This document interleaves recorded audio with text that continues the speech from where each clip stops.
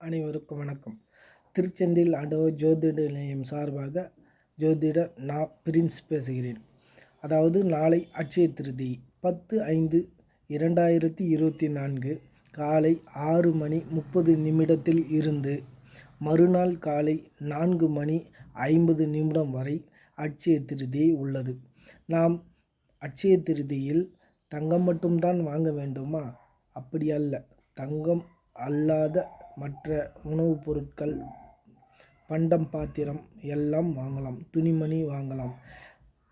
வசதி வாய்ப்புள்ளவர்கள் தங்கத்தை வாங்க முயற்சி செய்கிறார்கள், வெற்றியும் அடைகிறார்கள். ஆனால் மற்றவர் என்ன செய்வார்கள்? அட்சய திருதியை அவர்கள் எப்படி கொண்டாட முடியும்?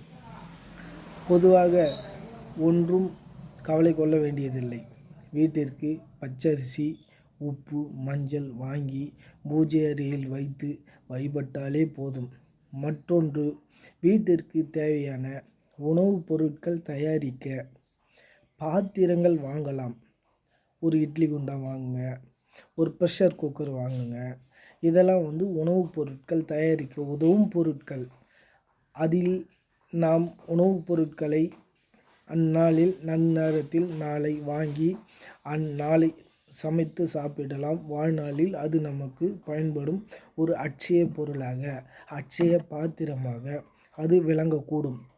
ஆகவே நாளை தங்கம் வாங்க முடியாதவர்கள் தயவு செய்து கவலை கொள்ளாமல் வீட்டிற்கு பூஜை அறையில் மஞ்சள், பச்சரிசி வைத்து உப்பு, மஞ்சள், பச்சரிசி, உப்பு இதை வைத்து வழிபாடு செய்யுங்கள்.